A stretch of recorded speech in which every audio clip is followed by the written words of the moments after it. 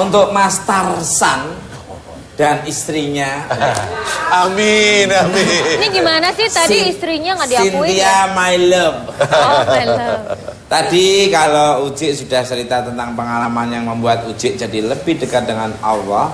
Nah, kalau kalian pada saat-saat seperti apa sih yang membuat kalian merasa lebih dekat pada Allah atau semangat merindukan Allah? Mungkin dari Mas Tarsan dulu.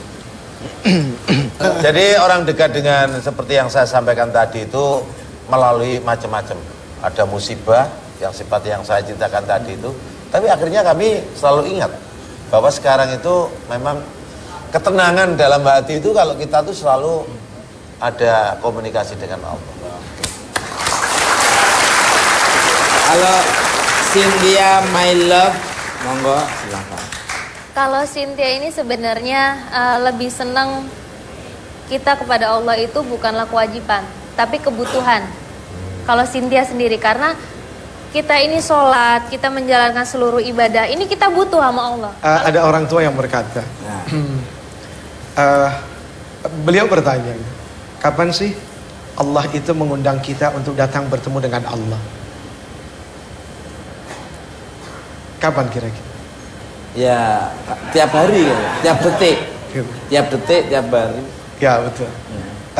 Ketika Allah ingin seorang hamba bertemu dengannya, Allah akan berikan dia kesusahan.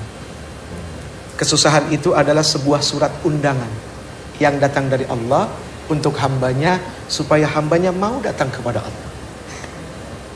Begitu dia datang, dia angkat tangan. Allah, Allah, Rabbi, Allah. Disitulah saat dia bertemu dengan Allah. Kapan Allah kepengen seseorang itu jauh dari Allah? Mudah bagi Allah, berikan saja kesenangan. Dan biasanya kesenangan itu akan membuat seseorang lupa dengan Tuhan. Ketika ada orang yang dikasih kesenangan, kemudian dia tidak lupa, justru dia makin ingat. Di situ Allah paling bahagia. Allah paling bahagia. Dan satu, kapan Allah paling sedih? Di saat apa Allah paling sedih? Di saat hambanya diberikan undangan dengan segala macam bentuk ujian, kesusahan. Tiba-tiba dengan angkuh dan sombongnya dia menganggap dirinya mampu. Dia nggak peduli dengan Tuhan. Dia nggak butuh kalimat Allah tolong aku, Allah, tapi dia sendiri. Malah dia jauh dari Allah.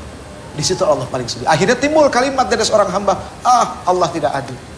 Perkara Tuhan tidak adil. Suatu hari ada orang ngelihat pohon beringin gede. Wah, kayaknya enak nih duduk di bawah pohon beringin gitu. Pas dia duduk, dia senderan. Gak sengaja dia lihat, kok beringin segede gini, tapi buahnya kecil-kecil. Wah, Tuhan tidak adil nih. Masa pohon segede begini, buahnya kecil, harusnya kan buahnya gede juga. Ternyata Tuhan masih tidak adil. Tidur dia, karena anginnya kan sepoi. Tidur. Kayak tadi lah tidur. Menikmati hidup, menikmati hidup. Begitu tidur, tiba-tiba buah pohon beringin itu jatuh ke kepalanya, beletak. Aduh, sadar dia. Ternyata jatuhnya buah itu kena kepalanya bikin dia sadar. Oh ya benar. Ternyata Allah itu betul-betul adil. Gue gak kebayang seandainya pohon yang segede gini, terus buahnya gede, gue tidur di bawah ketimpa buah segede, pasti pala gue hancur. Adil.